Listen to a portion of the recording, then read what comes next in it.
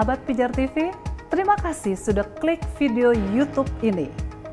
Kiranya kebenaran firman yang saudara dapatkan menerangi kehidupan saudara. Untuk mudah menyaksikan video-video lainnya dan mendapatkan update dengan cepat, klik subscribe. Jangan lupa, berkat Tuhan jangan disimpan sendiri. Klik tombol share di bawah dan bagikan video ini ke sebanyak-banyaknya orang yang saudara kenal. Salam terang bagi Indonesia.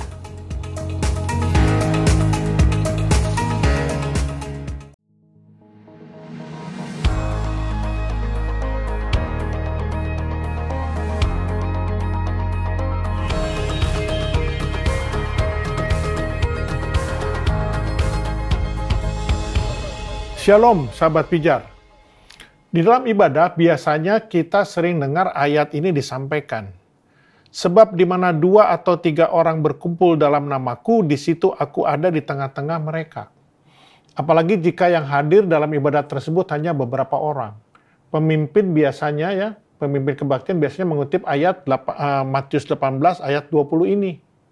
Atau misalnya ketika ada orang yang terbaring di ICU, kemudian seorang hamba Tuhan mengajak keluarga untuk berdoa dan mengutip ayat ini. Bahwa ketika 2-3 orang berkumpul, maka Tuhan hadir dan akan mengabulkan doa mereka. Yang jadi masalah adalah apa memang benar ayat ini bisa dipakai sebagai mantra buat kesembuhan, untuk pengabulan sebuah doa. Apa memang begitu konteks dari ayat ini? Nah, untuk mengetahui kebenarannya, marilah kita melihat ayat ini sesuai dengan konteksnya. Untuk memahami konteks dari Matius 18 ayat 20 ini, kita perlu memperhatikan dari ayat 16 dan juga ayat 19. Karena ayat 20 tidak bisa dipisahkan dari ayat-ayat tersebut. Dari ketiga ayat ini ada satu kesamaan yang merupakan kunci untuk kita memahami konteksnya.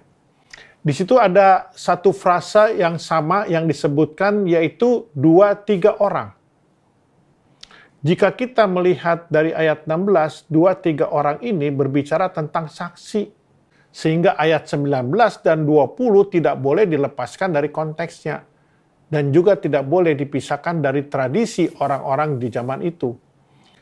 Nah, di zaman itu bukti-bukti untuk mengadili seseorang tidak seperti zaman sekarang. Kalau sekarang kan ada bukti elektronik, bukti fisik, bukti forensik, dan lain-lain. Tetapi pada zaman itu, tidak ada teknologi seperti sekarang.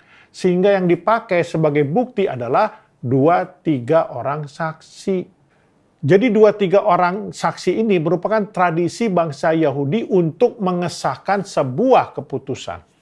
Di mana 2-3 orang sudah dianggap sah untuk mengambil sebuah keputusan. Nah, juga kata berkumpul dalam ayat ini itu memiliki makna, yaitu adanya satu kesatuan. Kalau di ayat-ayat sebelumnya Yesus memperingati murid-muridnya agar tidak melakukan tindakan penyesatan, ya, dan ayat 6-11, dan juga tentang domba yang tersesat di ayat 12-14, nah, di dalam perikop ini Yesus mengajarkan mengenai tindakan-tindakan yang harus diambil ketika mereka menghadapi penyesatan. Ada beberapa tahapan yang harus dilakukan ketika menghadapi situasi seperti ini. Tahap pertama adalah menegur 4 mata. Ya, 4 mata.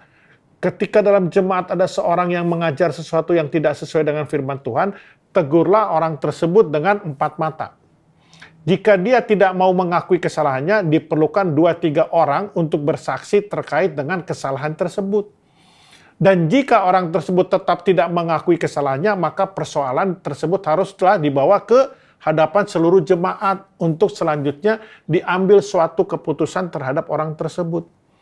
Nah, kemudian di ayat 18, Tuhan Yesus berkata, sesungguhnya apa yang kamu ikat di dunia ini akan terikat di sorga. Dan apa yang kamu lepas di dunia ini akan terlepas di surga. Ayat ini sebagai satu penegasan terhadap apa yang terjadi di ayat 17. Yaitu satu prosedur untuk mengambil keputusan untuk orang yang sudah terbukti bersalah. Ayat 18 ini memiliki makna yaitu untuk menyatakan sebuah dukungan surga. Kalau kamu sudah melakukan setiap petunjuk atau prosedur di atas, surga mendukung atau sepakat dengan keputusanmu. Kemudian di ayat 19, Yesus menegaskan kembali, dan lagi aku berkata kepadamu, jika 2 orang daripadamu di dunia ini sepakat minta apapun juga, permintaan mereka itu akan dikabulkan oleh Bapakku yang di surga. Nah, ayat ini tidak bisa dipahami dengan berdiri sendiri. Meminta apapun juga dalam ayat ini harus dipahami sesuai konteksnya, yaitu adanya suatu keputusan yang menyatakan bahwa orang tersebut tidak lagi menjadi bagian dari orang yang mengenal Allah karena pelanggarannya, yang dalam hal ini berbicara tentang penyesatan. Jadi ketika keputusan itu kita minta kepada Tuhan, maka Tuhan akan mengabulkan. Inilah yang dimaksud dengan meminta apapun juga dalam konteks ayat ini, yaitu meminta sesuatu sesuai kehendak Tuhan. Seperti yang ada yang di dalam 1 Yohanes 5 ayat 14. Dan inilah keberanian percaya kita kepadanya, yaitu bahwa Ia mengabulkan doa kita jikalau kita meminta sesuatu kepadanya menurut kehendaknya. Nah, kemudian di ayat 20 diawali dengan kata sebab. Ya, di mana kata sebab ini adalah kata sambung. Jadi ada 2 hal yang disambung, yaitu sebelum kata sebab dan sesudah kata sebab. Sehingga ayat 20 ini menjelaskan makna yang ada di dalam ayat 19. Bahwa apapun yang diputuskan oleh 2-3 orang dalam perkara tersebut, Tuhan akan setuju atau mendukung keputusan tersebut. Nah, mengapa Tuhan mengabulkan atau setuju dengan permintaan mereka dalam konteks ini?